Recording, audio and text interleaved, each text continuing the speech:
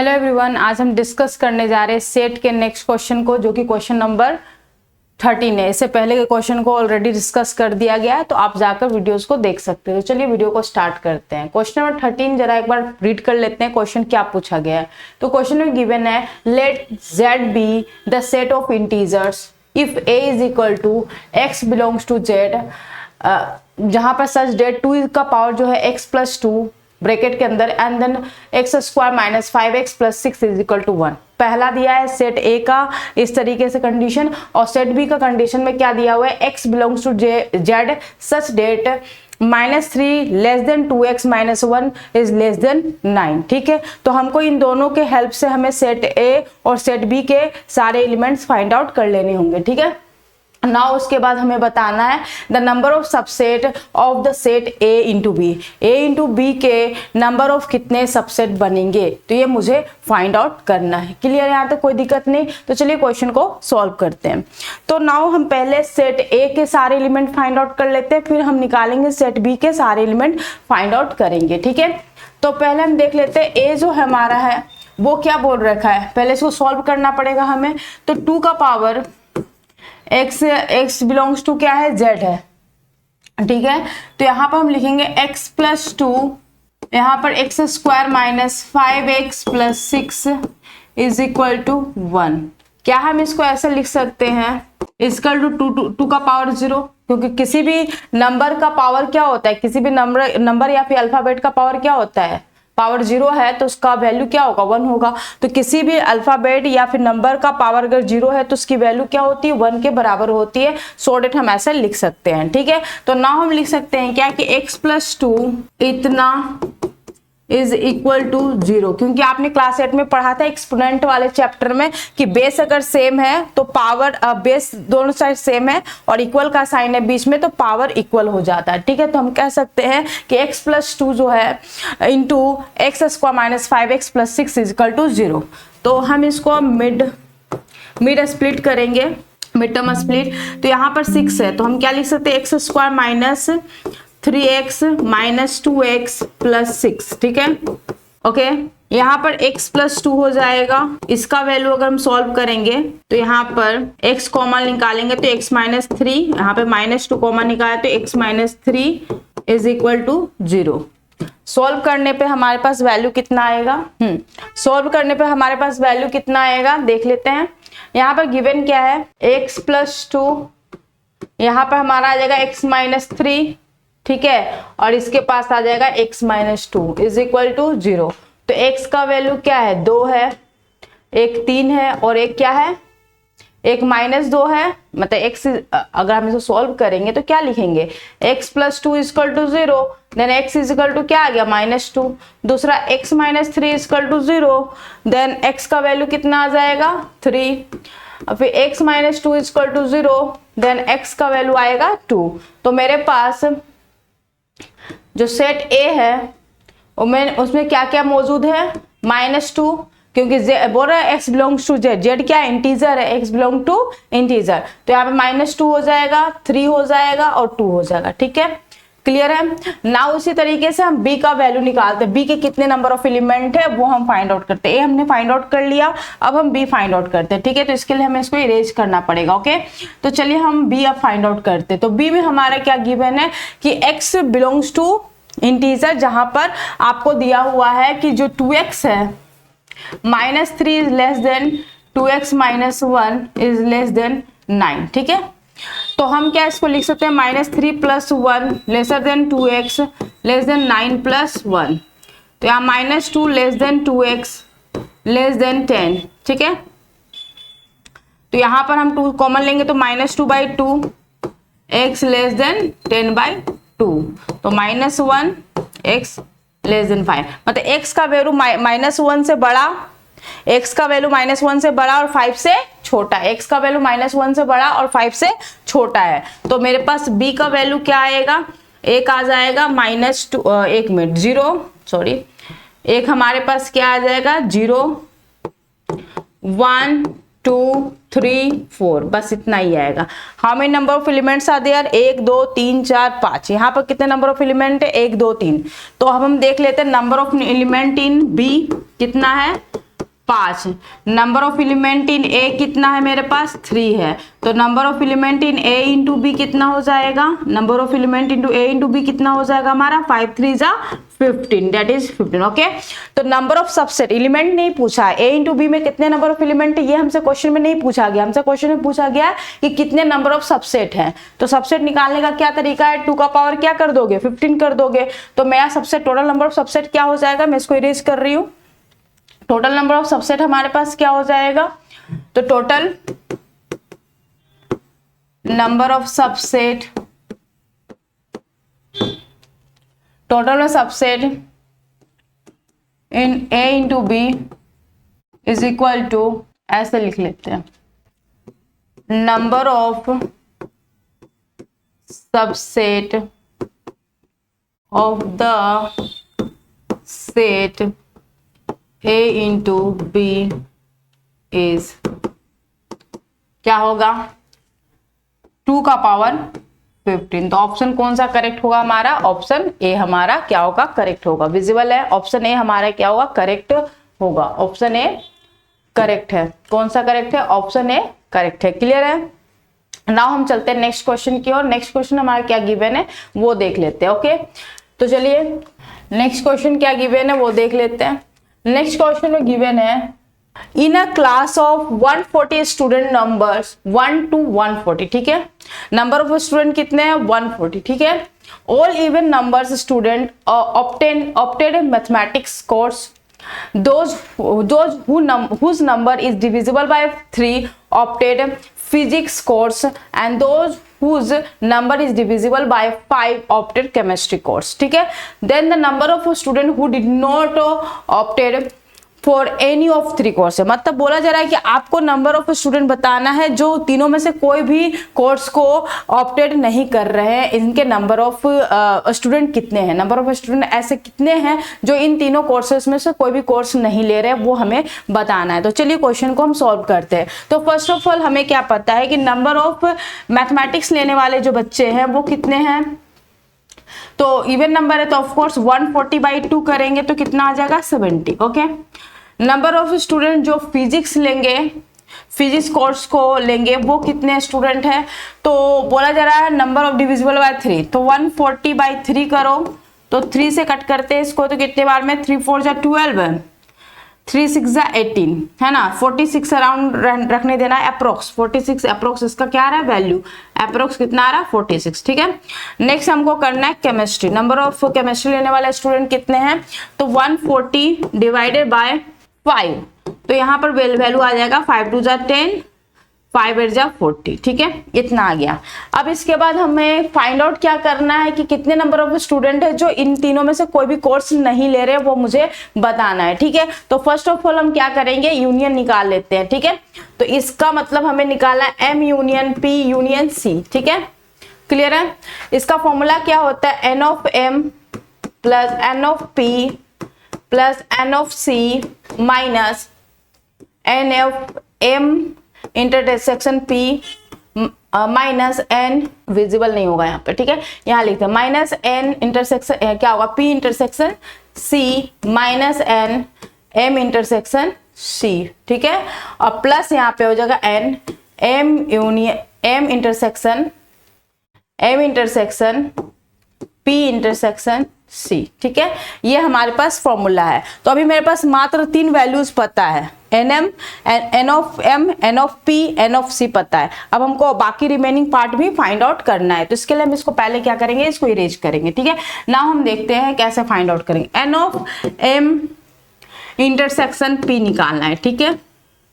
अब देखो इसमें तुम्हारा क्या होगा, 2 और 3 से आप एलसीएम निकालो, 2 और 3 का क्या निकालोगे, एलसीएम निकालोगे, तो कितना आएगा 6, तो 140 को किससे डिवाइड करोगे 6 से, तो वैल्यू कितना आएगा 6 2 जा 12 बच गया, 6 3 जा 18, ठीक है, अप्रोक्स कितना वैल्यू आ रहा है 23 आ रहा है, ठीक है। उसी तरीके से हमको निकालना है क्या, P इंटरसेक्शन C, ठीक है। अब देखो P में 3 और 5 है ना, 3 और 5 का डिवीजन, 3 और 5 का एलसीएम कितना होगा 15 होगा, 3 और 5 का एलसीएम कितना होगा 15, तो 140 को हम किससे डिवाइड करेंगे 15 से, ठीक है। तो कट करते हैं 5 से, 5 3 जा 15, 5 2 10, 5 8 जा 40, ठीक है। तो 3 7 से 21, 3 8 24, 3 9 से 27, अप्रोक्स तुम्हारा कितना आ रहा है 9 आ रहा है, ठीक है। उसी तरीके से हमको फाइंड आउट करना है M इंटरसेक्शन C, ठीक है। तो M इंटरसेक्शन C में 2 और 5 का क्या निकालेंगे एलसीएम, 2 और 5 का क्या निकालेंगे एलसीएम निकालेंगे, तो जो कि 10 आएगा। तो 140/10, 0 0 कैंसिल, तो आंसर क्या आएगा 14, ठीक है। तो यहाँ पर अब ये चीजें क्लियर हो गई। नाउ नेक्स्ट हमको क्या करना है, यहाँ पर निकालना है M intersection P intersection C क्या होगा, ठीक है। इसके लिए देखिए क्या करेंगे, यहाँ पर 2 3 और 5 का एलसीएम निकालेंगे। किसका 2 3 और 5 का कितना आएगा 5 से 15, 15 2 जा 13। तो यहाँ पर 140 को किससे डिवाइड करोगे 30 से, 0 0 कैंसिल, तो यहाँ पर वैल्यू कितना आएगा 3 से 3 4 जा 12, अप्रोक्स कितना आ रहा है 4 आ रहा है। सभी का वैल्यू हमने फाइंड आउट कर लिया है, ईच एंड एवरीथिंग का हमने वैल्यू फाइंड आउट कर लिया है। तो अब हम पुट अप करेंगे इस वैल्यू को, ठीक है। अब इस वैल्यू को हम क्या करने वाले हैं, पुट करने वाले हैं, ठीक है। तो यहाँ पर हमारा वैल्यू पुट होगा, तो इसका वैल्यू N ऑफ M कितना मेरे पास है 70, जो कि हमने फाइंड आउट किया था। N ऑफ P हमारे पास कितना है, निकाला था ना 3 से कट करके, 3 4 12 और 3 12, यहाँ पर 3 6 18 है ना 46, प्लस हमारा था 5 से करोगे तो 5 to 10, 5 8 40, 28, ठीक है। फिर माइनस में हमने क्या लाया है, एक 23 लाया है, फिर 9, फिर 14, ठीक है। अब प्लस यहाँ पर क्या होगा 4, ठीक है। इरेज करते हैं सबको, क्लियर है कैसे फाइंड आउट किया, क्लियर है ना। एलसीएम निकाल के हमने इसको फाइंड आउट करा है, ठीक है। तो अब हम वैल्यू सॉल्व करते हैं। 70 और 40 और देख लीजिए एक बार चेक कर लीजिए कि ये वैल्यू सब सही है ना। 3 से डिवाइड करोगे, 3 से 3 4 जा 12 है, 3 6 जा 18, हाँ बिल्कुल 46 के अप्रोक्स आएगा, सही है। तो 70 40 कितना हो गया 110, 110 130, 130 40 144, ठीक है। और उधर भी +4 है, तो +4 को इस साइड ले आएंगे, ठीक है। विजिबल है ना चीजें, +4 को इस साइड ले आएंगे और यहाँ माइनस, यहाँ देखो 23 20 20 10 30, 30 हो गया 40 40 9 9 से 12 12 और 8 20, यहाँ पे 2 एक में 2 9 ऑफ 3 12 12 of 4 16 6 कैरी 1 2 and 3 4 46, ठीक है। तो यहाँ पे आएगा 148 minus 46, that is nothing but 102। इसका वैल्यू कितना आया, N of M union P union C का वैल्यू आया 102, ठीक है। तो बोला जाए इन तीनों कोर्सेज को जो नहीं ले रहे उनके नंबर्स फाइंड आउट करने, तो क्या करोगे टोटल, मतलब तुम 140 में से इतने को घटा दो, 140 में से इतने को घटा दो, तो number of student find out हो जाएगा। Number of students who did not opted for any of course और 140 माइनस 102 आ जाएगा वैल्यू 38। तो कौन सा आंसर होगा हमारा, ऑप्शन 8, 38 हमारा आंसर है। 38 है तो कौन सा आंसर होगा, ऑप्शन डी। ऑप्शन डी हमारा क्या होगा, करेक्ट आंसर होगा। ऑप्शन डी हमारा करेक्ट आंसर होगा, ठीक है। नाउ हम चलते हैं नेक्स्ट क्वेश्चन की ओर। नेक्स्ट क्वेश्चन क्या गिवन है वो देख लेते हैं, ओके। नेक्स्ट क्वेश्चन क्या गिवन है, let A B and C be the set such that बोल रखा है phi does not equal to A intersection B is a subset of C, ठीक है, ये गिवन है। देन हमको बताना है कि इन चारों स्टेटमेंट से कौन सा स्टेटमेंट सही नहीं है, नॉट ट्रू, कौन सा स्टेटमेंट ट्रू नहीं है, ये हमको फाइंड आउट करना है, ठीक है। तो चलिए इस क्वेश्चन को सॉल्व करते हैं, ठीक है। तो इसको बनाने के लिए हम क्या करेंगे, फर्स्ट ऑफ ऑल हमें क्या पता है, ए इंटरसेक्शन बी जो है वो इम्पटी नहीं है, मतलब ए इंटरसेक्शन बी का कोई ना कोई एलिमेंट है, ठीक है। डज नॉट इक्वल टू 5 हो रहा है तो ऑफकोर्स एलिमेंट होगा। और बोला जा रहा है कि जो टर्म ए इंटरसेक्शन बी है वो सबसेट है किसका, सी का, वो सबसेट किसका है, सी का है, ठीक है। तो हम एज्यूम कर लेते हैं कि ए जो नंबर है वो मैं मान लेती हूँ 1 2 है, ठीक है। बी जो जस्ट रेंडमली मैं एक नंबर चूज कर रही हूँ, इसका वैल्यू 2 3 मान लेते हैं, और सी का वैल्यू मैं मान ले रही हूँ 2 4, ठीक है, ऐसा कुछ। अब देखते हैं सेटिस्फाई कर रहा है कि जो मैंने सेट लिया है क्या वो सेटिस्फाई कर रहा है कि कंडीशन को कि नहीं। A intersection B of course क्या आएगा, 2 आएगा, तो ये 5 नहीं है, डज नॉट इक्वल टू 5 है, सही है। फिर बोला जा रहा है जो 2 आया है, 2 क्या है सबसेट, 2 जो एलिमेंट है वो सी में होगा, 2 जो है वो सबसेट होगा किसका, सी का। 2 जो आया वो क्या होगा, सबसेट है सी का, तो ऑफ कोर्स है ना, 2 मौजूद है सी में, तो चीजें सेटिस्फाई कर रही है। तो पहला ऑप्शन हम देख लेते हैं कि बी इंटरसेक्शन सी जो है, बी इंटरसेक्शन सी देखो क्या ये डज नॉट इक्वल टू 5 है, तो यस ऑफ कोर्स, तो ये वाला ट्रू है, ये वाला क्या है, ट्रू है। ऑफ कोर्स ये क्या है हमारा, 5 डज नॉट इक्वल टू 5 है, क्योंकि इसका वैल्यू ए इंटरसेक्शन बी का वैल्यू कितना आ रहा है, सॉरी बी इंटरसेक्शन सी का वैल्यू कितना आ रहा है, 2 के बराबर आ रहा है, तो ऑफ कोर्स ये क्या है, 5 नहीं है। ठीक है, दूसरा ऑप्शन में आते हैं, a माइनस बी, इसको हम बाद में करेंगे, पहले इसको देख लेते हैं सी नंबर का। ठीक है, C union A, C union A, C union A, ठीक है, सी यूनियन ए क्या होगा, सी यूनियन ए, तो क्या होगा हमारा सी यूनियन ए, हमारे पास जो आएगा वो आएगा, विजिबल है चीजें, सी यूनियन ए जो हमारे पास आएगा वो आएगा 1, 2, 4। ठीक है, और उसी तरीके से सी यूनियन बी जो हमारे पास आएगा वो आएगा, सी यूनियन बी ना वो 2, 3, 4 आएगा। अब इन दोनों का इंटरसेक्शन पूछ रहा है कि C union A intersection C union B. ठीक है, इसका इंटरसेक्शन करेंगे तो क्या वैल्यू मेरे पास आने वाला है, एक आएगा 2 और एक आएगा 4। ठीक है, 2 और 4 आएगा, क्या आएगा 2 और 4, और 2 और 4 किसके बराबर हो रहा है, सी के बराबर, तो ऑप्शन सी भी हमारा क्या है, ट्रू है। ठीक है, यहां तक क्लियर है, ओके, यहां तो कोई दिक्कत नहीं है। अगर इसका वेन डायग्राम हम बनाएंगे इस पूरे का, तो वेन डायग्राम कैसा होगा, 2 में तो पता चलेगा कि दोनों ट्रू है, अब हमको बी और डी में देखना है कि कौन सा ट्रू नहीं है, बी और डी में देखना है कौन सा ट्रू नहीं है, तो इसके लिए मैं एक बार वेन डायग्राम बना लेते हैं। ठीक है, वेन डायग्राम में इसको सेटिस्फाई करना चाहिए, तो चीजें क्या है, ए यहाँ है और बी आपका यहाँ है। ठीक है, अब पूरे का ये जो है वो सी है। ठीक है, तो क्वेश्चन फर्स्ट में आते हैं ए माइनस बी, ए माइनस बी अगर करेंगे तो हमारे पास कौन सा वैल्यू आएगा, ये वाला वैल्यू आएगा, ए माइनस बी करेंगे। ठीक है, ए माइनस बी जो है वो सबसेट है सी का, हाँ है, बिल्कुल है। ठीक है, सारे एलिमेंट सी में होंगे।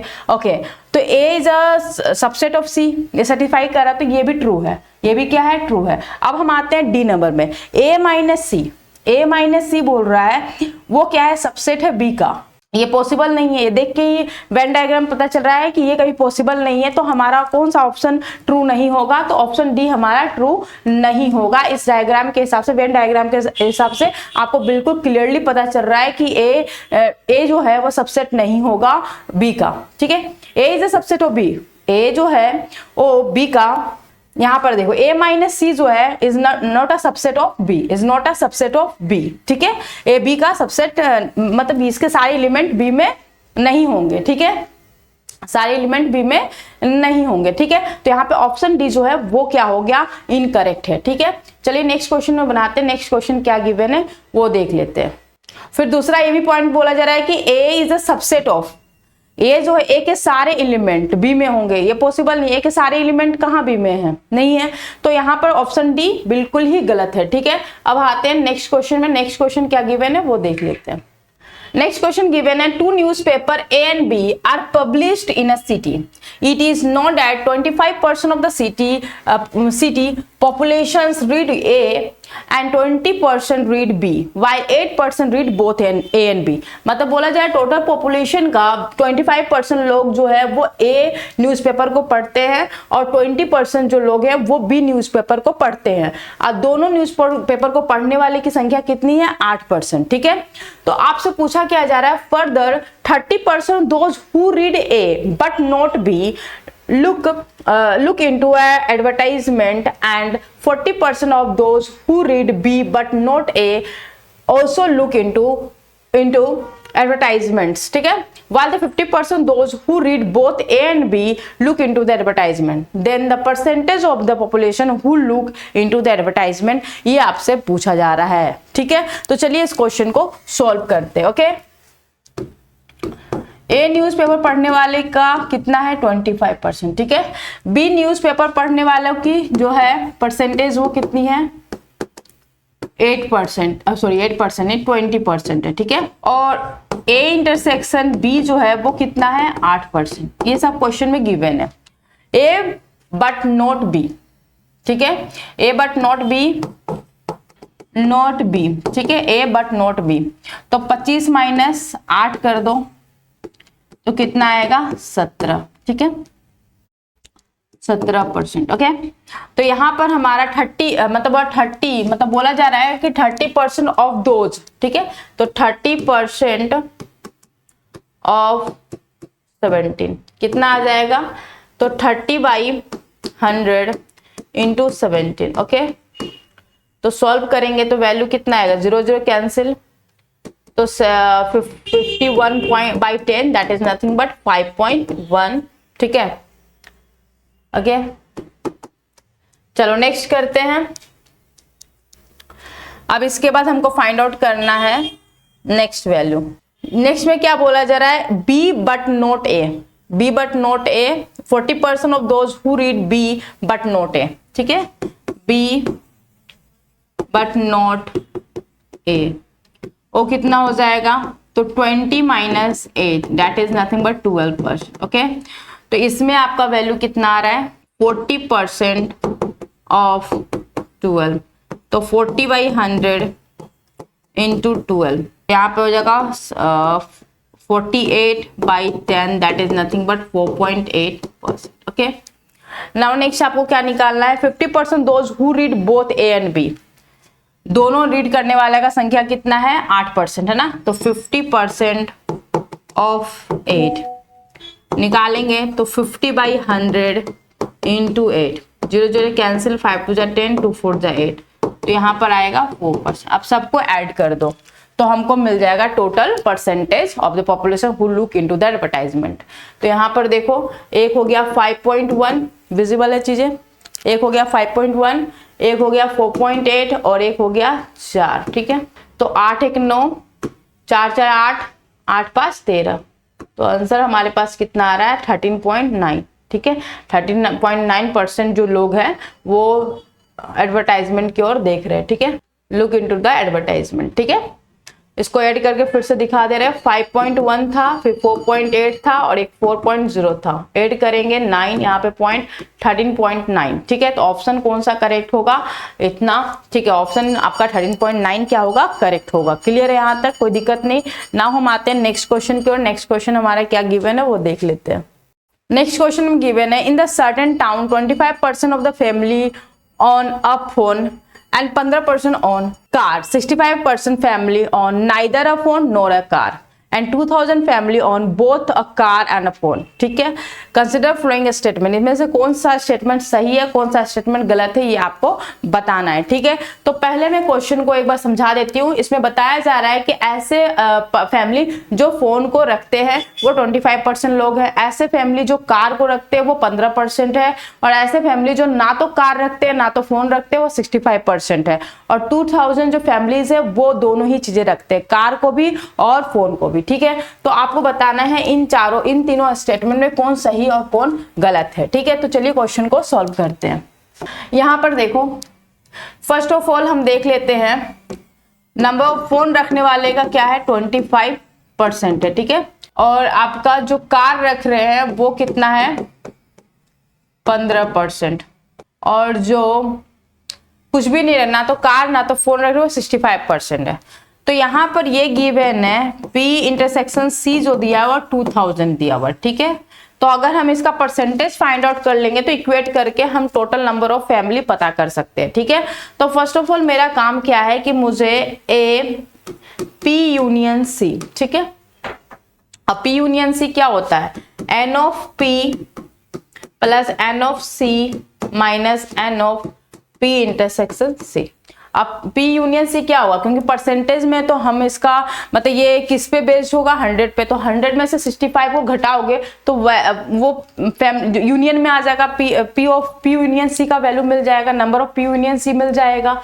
तो number of P union C जो होगा वो हो जाएगा 100 माइनस 65, ठीक है।